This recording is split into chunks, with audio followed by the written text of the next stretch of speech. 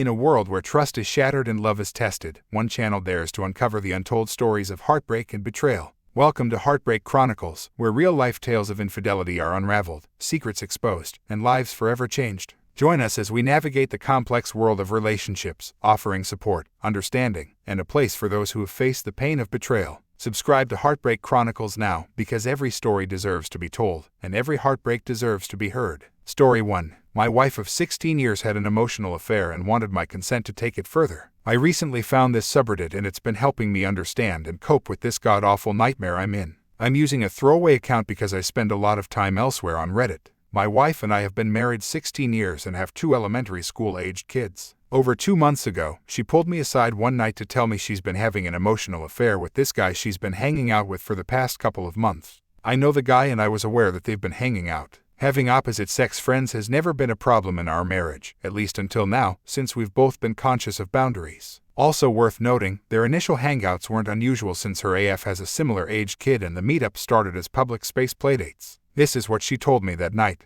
You know, the guy I've been hanging out with. Well, yesterday I confessed to him that I think I'm having an emotional affair. You should also know that a month back he told me he was polyamorous, and this was in response to me telling him about 2 of my friends who are polyamorous. And yesterday when I told him about my feelings, he said that he felt the same way, but we now need to pause and get his consent. I was stunned to say the least, but calmly taking this in and trying to be open-minded. She and I have talked about her polyamorous friends before and my wife has even expressed interest in non-monogamy for us, but farther in the future. She was adamant that this not be a thing we try until the kids are out of the house. She was also adamant that if, when we tried non-monogamy, that emotional attachments are to be kept to a minimum. I said this could be fun to discuss and explore, and that I was open to whatever enhanced our relationship provided we protect our marriage. She agreed. Some more context about our relationship. Our sex life has been quite fulfilling even after 16 years of marriage. She has not once expressed that I'm not giving her enough physical attention. Probably too much if she were pressed to admit it. However, our communication has been a problem for years. It was fine before kids but then got progressively worse. You know the stereotypical boy-girl relationship where the girl says, "We need to talk," and the boy would rather do anything else. That's us but reversed. I love to talk about anything.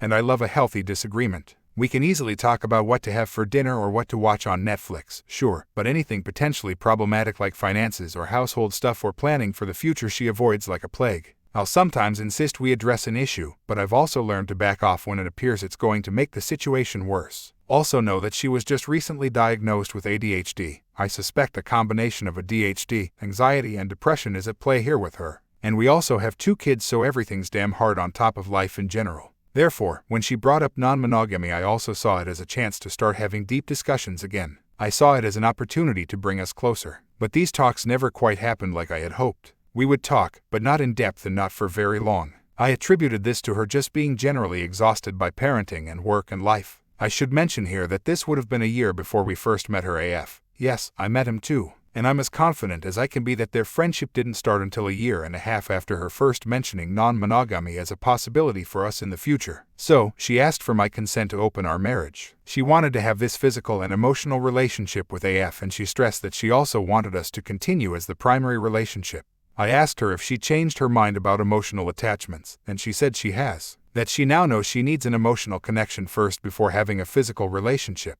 After discussing it a bit, I said I might be open to this but would need to think about it. And we went to bed. And in the middle of the night my heart started pounding and my mind started racing. I didn't know it at the time, but this was the first night of 2 months of bad sleep as I would develop waking insomnia. By morning, and significantly exhausted, I told my wife that my body's telling me something isn't right and I'll need more time to think about it. The next 5 days were excruciatingly hard. At one point my wife noticed I seemed to be progressing through the stages of grief. I conceded that was an intriguing observation but then wondered, what am I grieving? Before the week was up we were contacting marriage therapists. In my reduced state, I let my wife handle this and she would end up picking a therapist who specialized in both marriage counseling and open relationships. The open relationship question in our therapy sessions ultimately petered out as an issue since it was clear from the first meeting that our marriage needed more attention than any discussion of opening it.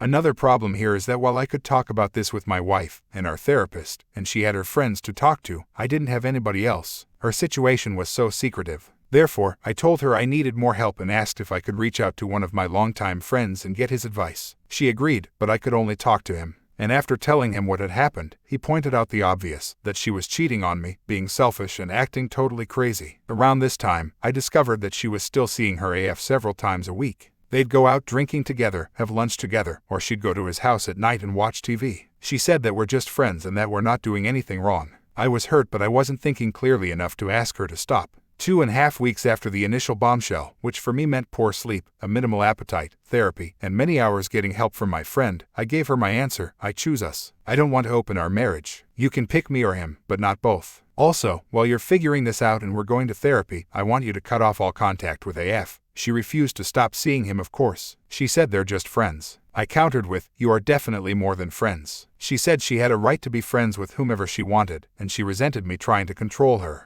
During the next 4 weeks, she and I continued to be civil while we worked through this, but our arguments got more and more heated. We'd go on a few dates to see if that would help things. I felt they did. She thought they felt hollow. I think we were both right. Our arguments intensified. She got an individual therapist. I got an individual therapist. And we kept going to therapy together. And at some point, she started sleeping in the guest bedroom. And when I realized that she was unable to cut herself off from her AF, I told her that I would be contacting her AF for an in-person meetup.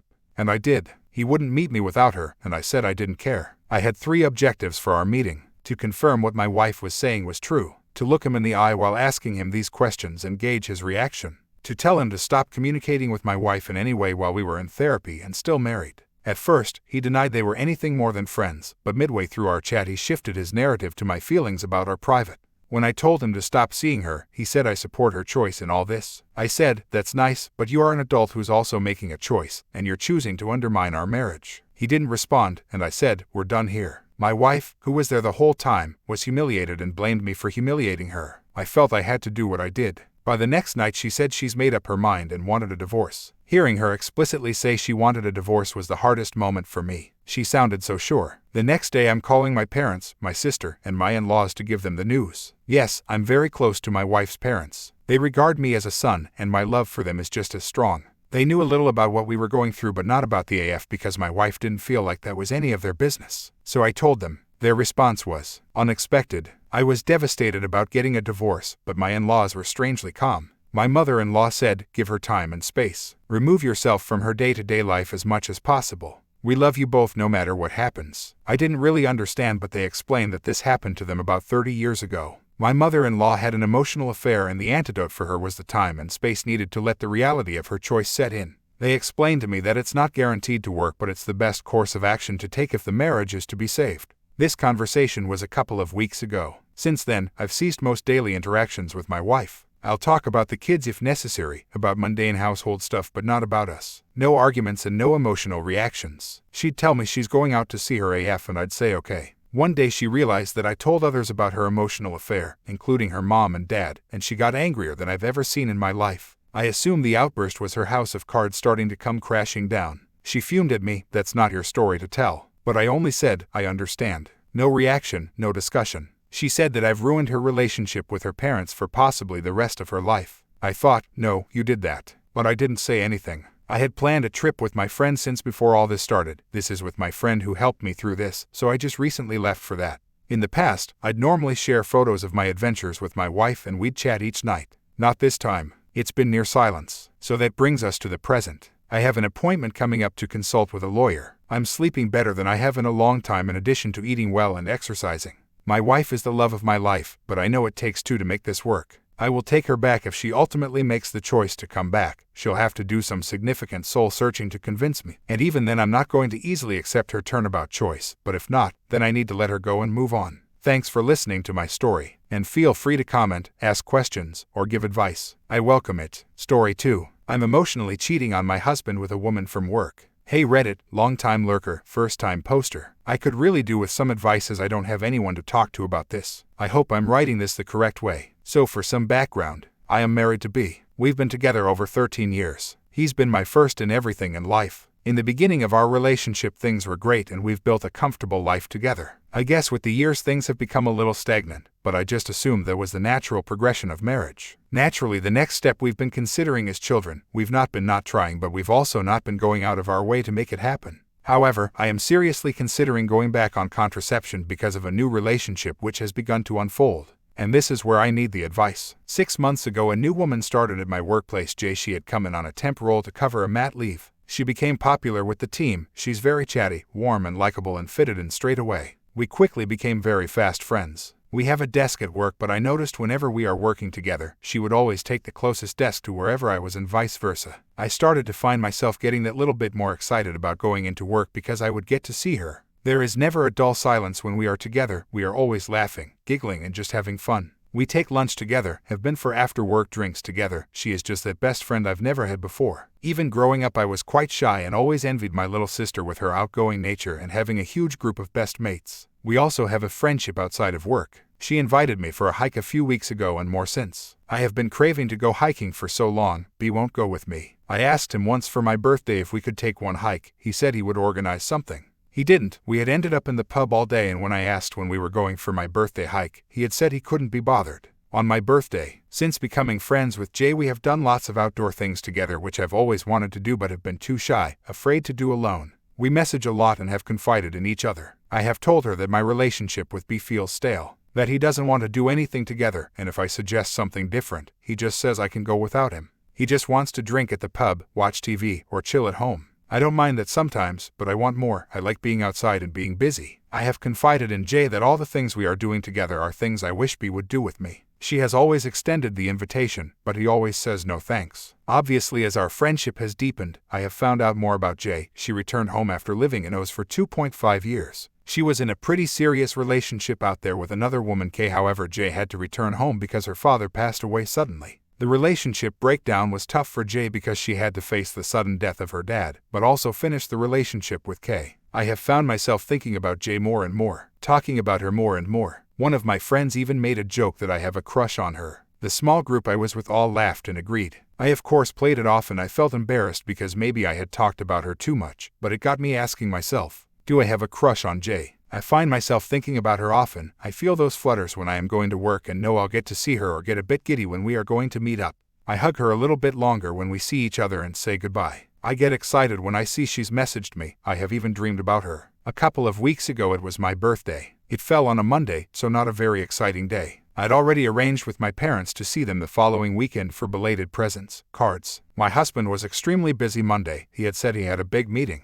Anyway, I didn't get an acknowledgement, a card, or a text. I went to work. Jay had already arrived and handed me a gift bag, and card inside were some of my favorite chocolates from a handmade place down the road which is well known I love, and a few other very thoughtful and personalized little things that only someone who knows me would think to get. She even took me for lunch and got me a little cake from my favorite bakery. I didn't tell her about my husband, but when she asked what our plans for the evening were, I didn't know what to tell her. I made an excuse and moved on. When I drove home that night, a little part of me had worked up the expectation that perhaps he had arranged something special for when I got home. Maybe even a surprise party. I had even stupidly convinced myself this was the case, so much so I was really excited. When I walked through the door, nothing. Not a damn thing. He was slobbering in front of the TV drinking a beer. He even had the audacity to say, "You're a bit late, aren't you? What are we having for tea?" Translating to, "What are you going to make?" I told him, "Forget it, I'm going out." He turned to look at me and was so pissed, saying he'd had the worst day at work and was starving. I didn't say a thing, just got in my car and drove off. I drove straight to Jay's. Needless to say, she was very surprised when I rocked up, but welcomed me with open arms. We cracked open a bottle of wine and she ordered a takeaway, and she got a few giggles out of me once I had calmed down.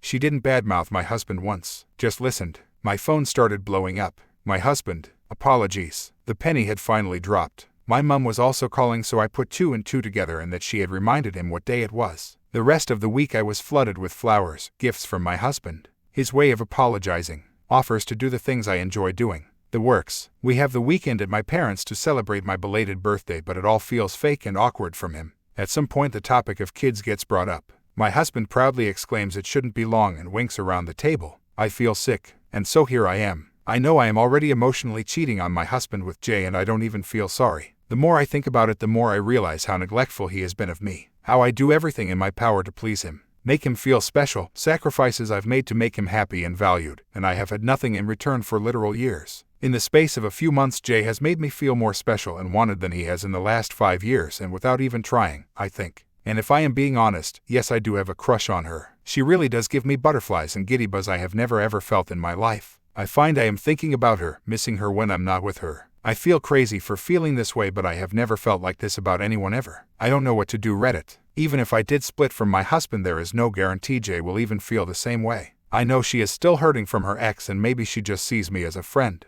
Or maybe she has been what I needed to see I deserve more. Or do I continue with my husband? Really try to make it work, even though I feel like I've tried everything and things change for a week or two but slip back to the same old ways. Do we have a baby? Would it bring us together? Oh, I don't know. I'm so sorry for the babbling, but I am at a loss. I have nobody I can speak to about this, so even one tiny comment could help me right now. I will try to answer any questions. Thank you. Info. I have tried to communicate with him numerous times that I am unhappy with our life. We tried counseling 3 times, but each time he quit, saying it's a waste of money and that he's happy. I have literally begged him to do some of the things I like and to meet some of my needs, and he will try for a week or 2 at most a month before we fall back to the same old tempo. Update 1. Hello again, Reddit. I had a few people ask for an update from my original post, and I could do with some more advice. A lot has happened over the last couple of weeks, but overall, I think things are moving in a positive direction. I wanted to thank everyone for your advice, good and bad. It really helped motivate me to where I am now. I sat down and had a conversation with B the next evening.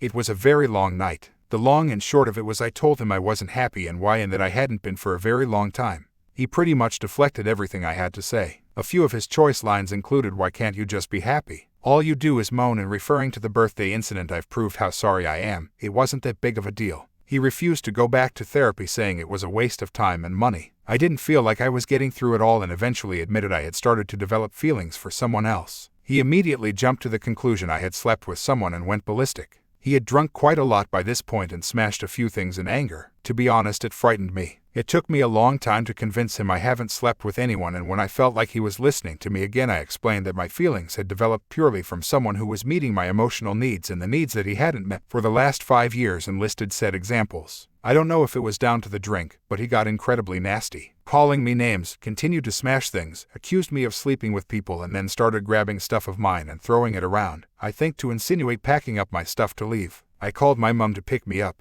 My decision was made. I was done. With or without Jay, I was done. I've been staying at my mom's ever since. My family went to retrieve my stuff. B has been blowing up my phone back and forth, calling me every name under the sun, begging me to come home and saying he will do whatever it takes, but he told me everything I needed to know within the first 30 minutes of our talk. The last 11 days have felt very surreal, but overall, I am at peace with my decision. My friend is a solicitor and is helping with the legal stuff. So, onto Jay. She has been supportive and kind. I almost told her how I was feeling a few times, but she has had some news herself. Her ex-GF has been trying to reconnect with her to see if they can give it a second go. Jay's ex is offering to come to the UK or wants them both to go to NZ. I don't really know where Jay's head is at.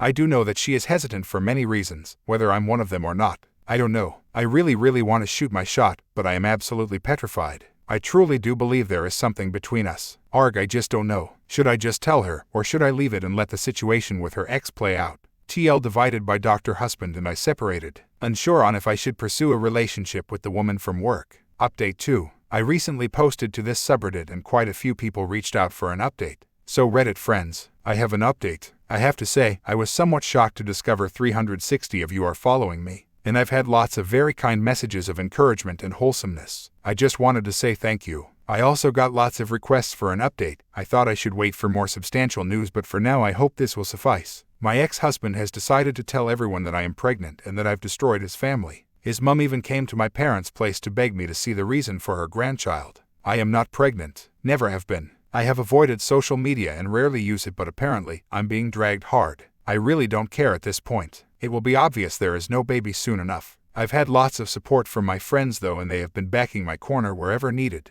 I've also heard that he's been celebrating his freedom from his quote boring dead marriage, partying hard with lots of photo evidence. I even had a message from an unknown number to say he had slept with a woman or two in Amsterdam on a stag he'd been on a few years ago. Who knows? Seems I'm learning a lot. The messages begging me to come back have also stopped since my running away with the baby escapades. Anyway, enough about him. Oh, and for those of you who are wondering, I am in therapy. Always have been throughout this whole saga. Also, when I told B everything, I had asked him numerous times to please stop drinking because it was important, and he refused. I didn't purposely wait for him to get drunk beforehand. I digress. Jay invited me for dinner at her place the other night. I haven't seen much of her the last week with all that's been going on, and I had a few days off work to sort some stuff out, so this was the first chance I'd had a proper catch up with her. I decided to tell her how I felt. In an ideal world, I would have liked to have taken more time to allow things to unfold organically and over time.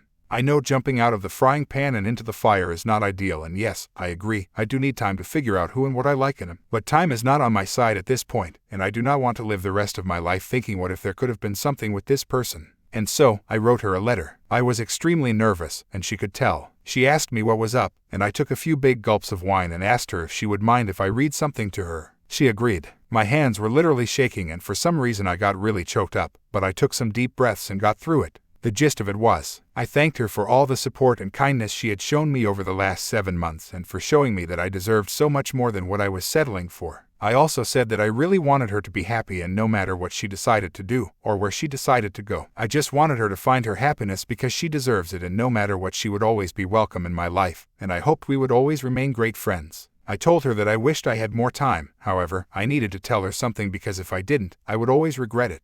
I explained that she had made more of an impact on my life than she could have ever imagined, and that I might be wildly missing the mark here, but that I had feelings for her. That I wasn't sure if I was just blinded by her kindness and love because I had been so starved of it. However, for me, it felt very real. I apologized if I had completely got the wrong idea, and regardless of whether she felt something in return, I would be completely at peace whatever she decided. I will forever be grateful for the lessons our friendship has taught me and growth that has allowed me to start my new chapter. This has been the greatest gift. When I had finished reading, I could literally feel my heartbeat in my head and my hands were trembling. I finally plucked up the courage to meet her gaze, and her eyes were filled with tears. She gave me a huge hug and said that was the nicest thing anyone had ever said. We both just cried for a bit.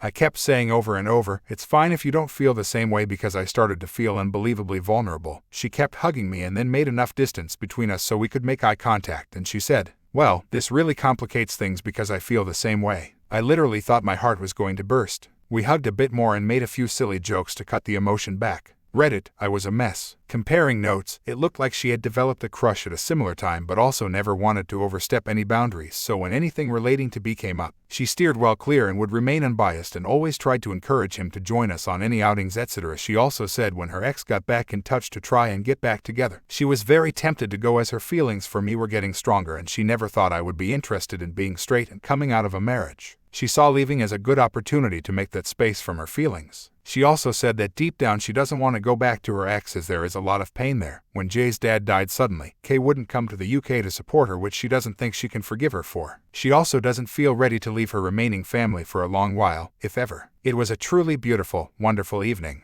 We basically sat up chatting for the rest of it, quite a few tears and lots of hugs. We agreed to take things extra slow. This is super new territory for me, and she respects that I have a lot going on, as does she. She is soon to be leaving work as it's a temp job, but she has something else lined up. She invited me for our first proper date next week. I am so excited. We have been messaging nonstop. I literally feel like a giddy teenager. Once again, thank you Reddit for everything. The responses from the posts gave me a lot of courage and so much help. Thank you. Story 3. We just found out at least 4 of my 5 children are not mine. Wife won't say anything. Note, please do not use ancestry kits as a paternity test. If you genuinely want to check your child as your own, get a proper paternity test at your local med lab. Ancestry tests are not accurate and should not be used to test paternity. In my case, it simply raised the alarm to get a proper test. I apologize if this is not an appropriate sub to ask. I posted this on our relationships, but it was locked, and the mod suggested I ask on our parenting. But I also want relationship advice on how to deal with my wife, so I want to ask for advice here, too. First of all, I'm sorry if this ends up being long and rambly. I am not really in the best state of mind.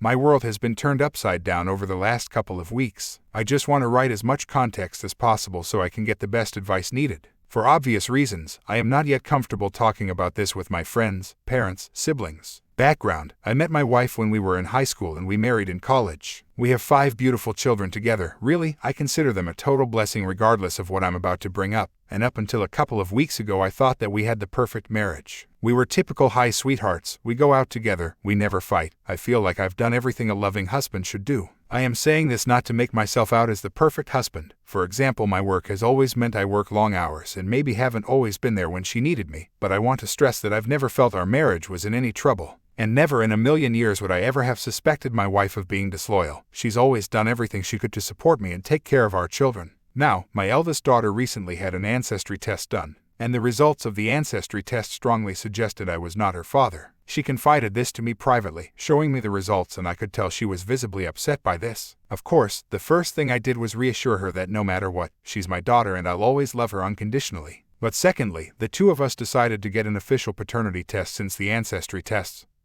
are not completely reliable. It comes back and I am indeed not her biological father. This news really broke me. I'm ashamed to say I broke down in tears in front of my daughter. The combination of finding out about my wife's infidelity and how upset I was making my daughter by how I was reacting. I really wish I had kept it in for her sake, but I didn't. Following this, I asked my other children, except my youngest, to come and see me. I wanted to know the extent of my wife's infidelity. If it was a one-off, I could maybe work past it, especially given how long ago it would be. However, I didn't want to tell my youngest as she is still in school, a teenager, and really I didn't think it was appropriate to tell her yet. We tell the other three what has happened. I reassure them that I love them unconditionally, and that I'll always be their dad, but that I need to know how long this has been going on. God, I can't begin to explain how touching their reaction was. They didn't care that I wasn't their biological father, they were just upset at how heartbroken I was. I feel like the only thing that has kept me going these last couple of weeks is their unwavering support. So we have paternity tests for each of the three done. Not only are none of them my biological children, together 4 of my children have 3 different fathers, which somehow made it worse. It's like, she wasn't just having an ongoing affair, she was having multiple. I can't explain how this makes it worse, but it just does. So I confront my wife with this, expecting her to confess and beg for forgiveness. She doesn't confess. She doesn't even take it seriously. She says the tests must be flawed. All four. How the hell am I supposed to take that seriously? I keep bringing it up and she keeps brushing it off, getting progressively more annoyed at me. When I bring it up, she will try and guilt trip me. We've been together since high school. Do you seriously not trust me? Etc. But how am I supposed to trust her in the face of such overwhelming evidence? Now that I have rambled and explained what has happened, I guess let me ask a few direct questions for advice. How can I reassure my children this doesn't change anything between us? I feel like the way I have reacted, total breakdowns, has made them second guess this despite however many times I reassure them. How do I handle my youngest daughter? I feel like our marriage is beyond saving, and I will need to tell my daughter something. I don't want her to know the truth until she's older, but I also don't want my wife lying and making me out to be the villain. Is there any way at all, you think I could or should save my marriage? I've been with my wife my entire life. It's almost impossible to see a life without her. I know that the answer should be a clear-cut leave her, but we have 5 kids together. If there's anything that can be done to save our marriage, I want to consider it seriously. TLDR, found out at least 4 of my 5 kids are not mine. Wife refuses to confess her infidelity. Unsure of how to do what's best for my children and marriage. Edit. Thanks so much to everyone for all the support and advice. I have not replied to as many comments as I should have, but I've read each and every one and taken your advice to heart. I'll continue reading any comments or messages you send me. Again, I can't begin to thank you for all your support. If this is resolved, I might post an update, but if she continues to lie, then I don't think I'll bother, as there's not much more I can add. From the advice in this and the parenting thread, I've decided to get second test just in case some freak accident has occurred. Confront my wife with all 4 of my older children present. Tell my youngest of the situation. Ask her if she wants to have a paternity test. It will be entirely her decision. I'm 100% going to get some form of therapy. My mental state has really been deteriorating over the last couple of weeks, and I owe it to my kids to hold it together. Depending on whether my wife tells the truth and what her explanation is, I have not ruled out some form of counseling. But at the moment I think divorce is inevitable unless she changes her attitude drastically. Contact a lawyer and prepare for divorce if it comes to that once again. I'd like to thank all of you for the time you took to express your support and share advice. Edit 2. I guess I should clarify some things that people have been asking. How did the ancestry results suggest I wasn't her father? My family is entirely Irish. No relatives outside of Ireland other than my immediate family, and I even have the stereotypical red hair. My daughter's ancestry results showed nothing from the British Isles, Western Europe, Northern Europe. That's what set off alarm bells, but it's by no means conclusive, hence the paternity tests. Which 2 children share the same father? My 2 eldest daughters share the same father. How did your wife conceive your children? Our eldest daughter was not planned. All the others were planned. Each time we conceived several months after we started trying. Our first 3 planned children were both our ideas, while she pressured me into having our youngest. She was in her late 30s and wanted one last child before it was too late, and eventually I agreed. She was conceived several months after we started trying, too. Are you infertile? I don't know. I've never had a fertility test done. But the fact that none of our planned children are mine makes me think that I might be. I will have a fertility test as soon as possible. Update 1. I have received a lot of messages, comments asking about an update, and countless remind me comments. I will post an update, but it will not be anytime soon. This entire mess will take a long time to, well, make any sense out of. I don't know when I will post an update, but it will be weeks from now at a minimum, if not months. But I promise it will come eventually. Once again, thanks for the tremendous support everyone has shown me. Update 2. I have been debating whether or not to post an update, because nothing was ever resolved. I decided I would post it here in case anyone is still waiting for one. I apologize for not updating early when I promised I would. My kids and I confronted their mother shortly after making that Reddit post. It really didn't go well. I think the prospect that no one believed her finally hit home, because she completely broke down and apologized profusely, but refused to explain herself, or anything that would give myself peace of mind. For the next few weeks we barely said a word to each other. I was hoping she was thinking it over, and I expected her to eventually sit me down and explain herself. I figured she was so far deep in a lie that got out of control, she needed time to think things over. Nope. I came home one evening to find she had committed suicide by overdosing. So I lost the love of my life, and I'll never know what mistakes she had made. I really wish I could go back in time and forget about it all. Whatever mistakes she made, I honestly wanted to work through it, and now I'm just riddled with guilt that I pressed her for an answer. The worst part of this entire ordeal was watching my kids work so hard to keep me together after having lost their mother. Anyway, please tell your family you love them while you have the chance.